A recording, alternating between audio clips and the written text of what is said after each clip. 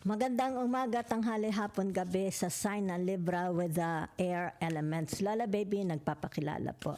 This is a general reading, hindi po ito personal. Okay po, okay. So bibigyan ko kayo ng timeless reading para sa mga natitirang araw, linggo ng buwan ng June. Yan ha? Okay.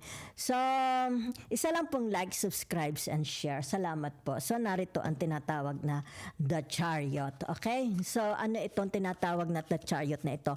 Ang nakikita ko dito, it's about your leaderships. Okay? It's about your authority. It's about your career. Maybe it has something to do about your career, your profession, your home, family life. Diba? Yan. So, titingnan natin ha. Okay? Maaring for some of you, ibig sabihin nito, meron kayong halimbawa sabihin na nating online business, di ba?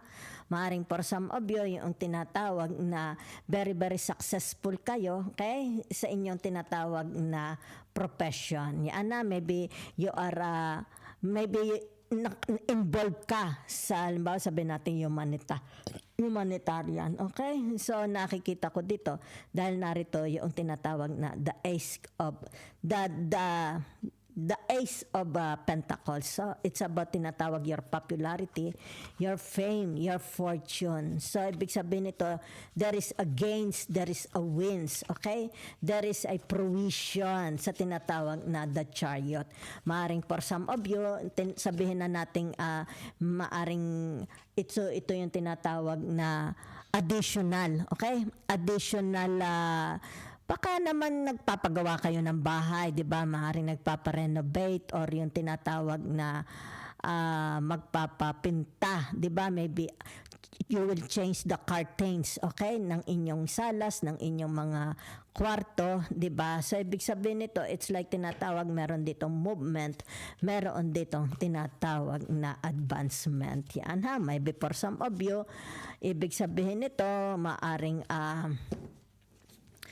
you will go, it has something, maybe for some of you, baka ito'y trabaho ninyo, di ba? So, it's like tinatawag, you have a calling, you have a call, okay? Maaring kailangan mong mag-report, di ba? Maybe for some of you, you will buy a new car, a new house, a new gadget, a new frigidaire, anong tawag dito? Maaring bibili ka ng lupa, di ba? So, it's like tinatawag, there is gains, okay?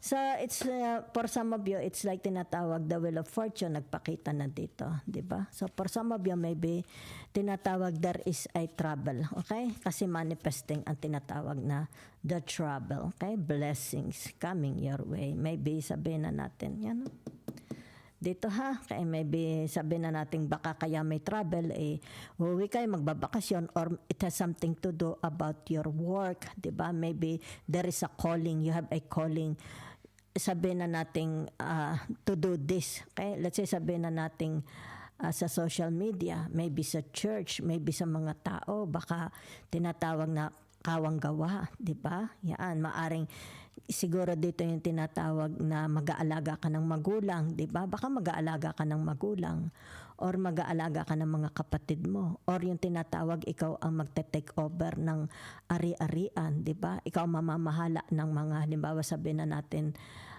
mga paintings na yung halimbawa ano yung nasa loob ng bahay, 'di ba? O baka naman ikaw ang yung tinatawag na maglalabas ka ng pera para merong tinatawag gastusan, 'di ba? Okay? So narito ang tinatawag na the universe. It's like tinatawag tapos na ang iyong problema, okay? Wala na. Yan. For some of you, ibig sabihin nito, it's sabihin na natin na tinatawag na natapos na. Okay? Natapos na yan. No? Graduate na kayo. Sabihin na natin natapos na ang hulugan mo sa bahay, natapos na ang hulugan mo sa kotse, di ba? Baka natapos na ang iyong tinatawag na contract sa abroad, di ba? Maaring OFW kayo, di ba? Natapos na.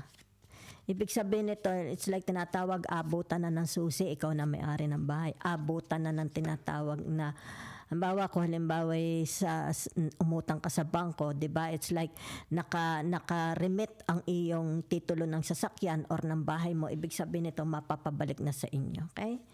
Ibig sabihin niyan yung tinatawag, wala na kayong commitments, wala na kayong sagutin sa ibang mga tao. Tapos na, okay? Wala na, okay?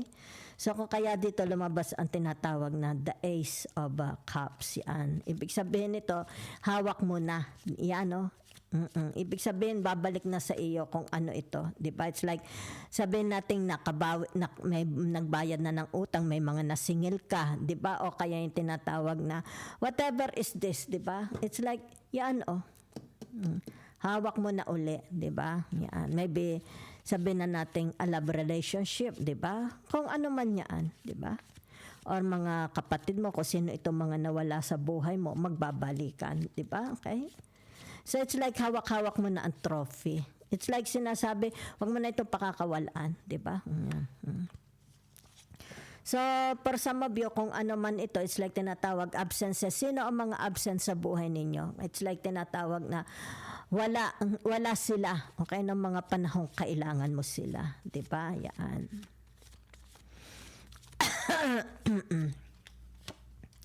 Yan, so nakikita dito, it's like tinatawag for some of you is more on future planning. Okay, yan, future planning. Okay, yan. Maybe for some of you, you want to see. It's like tinatawag dito, meron dito, halimbawa sabihin na natin, hindi nila nakita ang paglaki ng kanilang mga anak. Diba? It's like mga bata sila is naiwanan na sila. Okay? Kumbaga dito yung tinatawag, you are thinking na mamit. It's like gusto nilang mamit itong batang ito. Diba? Yan. So maaring dito yung sabihin na lang natin dito, gusto nilang umugnay, di ba? Kung sino itong in the past naputol. Kasi narito tinatawag, naputol ang relationship, di ba? Nagkaroon ng tinatawag na termination, okay? Yan, nagkaroon ng tinatawag na paghihiwalay. Maybe ito yung tinatawag broken family, broken home, broken marriage, di ba? So ibig sabihin nito yung tinatawag na kailangan ito is magkaroon na unity, magbanding-banding uli. Okay? So it's like this person is looking forward, di ba, na sana makabuild siya ng relationship uli, mabuo ang family, or sabihin na nating a father and a children relationship, di ba, mabuo uli. So narito ang tinatawag na ano ito, the wheel of fortune. I think this is the wheel of fortune. Yan, ha? Okay. So, double confirmation ng the wheel of fortune. Yan, ha? Ibig sabihin nito, yung tinatawag na nagkaroon na ng tao. Okay? Meron dito tinatawag na, ano ha? Yan, no? Double confirmation na magkapangharap ito, magpapangharap. Yan na. So, ibig sabihin nito, magkaiba ang kanilang tinatawag personalities. Yan, no? Magkaiba. Kasi kita mo naman, no? Ito'y ahas, ito'y aso. Okay? So, ibig sabihin nito, nakadepende, okay, sa tinatawag. Kaya ito yung tinatawag the eye of Shiva. Yan o, kumbaga dito in the presence of Shiva. Diba? Yan. Ano ang magiging outcome, resulta? Once na tinatawag, nag-person to person. Yan. Nag-meet ang eyes nila. Okay? Pareho itong tinatawag na very strong ang energy. Diba? Okay? Yan. So, the outcome, hindi ko alam, ha? Kasi paano, 'di ba? It's like they are true enemies. Magkaaway talaga. It's like ayaw magpababaan, pareho silang ayaw magpababaan ng ego, 'di ba? Kasi it's like tinatawag kita mo anaconda, 'di ba? Yan. Ito naman yung tinatawag aso, hindi aatras, 'di ba? Hindi siya aatras. Kung ito yung tinatawag pupuluputan kita, ay hindi siya aatras. So parehong mataas ang kanilang tinatawag na ego, okay? Kumbaga dito yung ngipin sa ngipin. Yan, ha? So nakikita dito, yan, okay. Ibig sabihin nito yung tinatawag na the Seven of Wands, okay? So ibig sabihin ng the Seven of Wands na ito, yung tinatawag na sandali, dahil nasa baba na, okay? It's like nakababa yung tinatawag na the Wands, okay? Maybe ito yung tinatawag na they will receive, okay? Yung tinatawag na the outcome. It's like sentensya, di ba? The result. They will accept it. Okay? Maybe sabihin natin tatanggapin niya ang katalunan niya, 'di ba? Tatanggapin niya, okay? Kasi nakababa na. Ibig sabihin nito, wala nang makikipag-compete sa kanya, 'di ba? It's like hindi na interesado. So ibig sabihin nito yung tinatawag na ang nakikita ko dito is siguro mag-iintay na laang, 'di ba? The outcome, yan. The result, yan. So nakikita dito yung tinatawag na yan, no? The Five of Cups, okay? So the Five of Cups is something to do about the loss, okay? Loss. So ibig sabihin nito kung sino itong magpapangitang ito, 'di ba? Yan, no? Siguro ito ay a marriage, 'di ba? Kasi ito ay tinatawag the Wheel of Fortune, okay? Maybe a marriage, that's something to do about marriage. Nagkaroon dito ng tinatawag abrupt changes, 'di ba? Naputol, termination, 'di ba? Or tinatawag broken. So ibig sabihin nito yung tinatawag na kalungkutan, 'di ba? It's like meron dito talaga they have to accept their loss, okay? They have to accept their loss. So ito yung tinatawag the Eye of Shiva. Yan, no? It's like tinatawag, let's say sabihin natin the judge, the Supreme Court, 'di ba? The military. Yan. Ibig sabihin nito, saan papanig? Yan, di ba? It's like tinatawag dito, wala na. Okay? Yung tinatawag na, ayan, magkakaroon dito ng tinatawag loss, di ba? It's a loss. Di ko alam kanino energy, is that your energy or their energy? If you want a private reading, personal reading, you can contact Lola Baby. Okay? So nakikita dito yung tinatawag na the Seven of Swords, di ba? So, ano ibig sabihin ng the Seven of Swords na yan? Ibig sabihin nito, it's someone in a relationship. Yan, ha? Yan. Ibig sabihin nito, traitor. Okay? Meron ditong traitor. May traitor sa inyong buhay. Okay? Kung sino yan traitor sa inyong buhay, hindi ko alam, ha? Yan, oh, kita naman ninyo dito, di ba? Sa the Wheel of Fortune. Ibig sabihin nito, yung tinatawag mayroong traitor. Ta-traitor. Okay? So narito ay iingatan ninyo, ha. Maybe it has something to do about kung ano man ito, ha.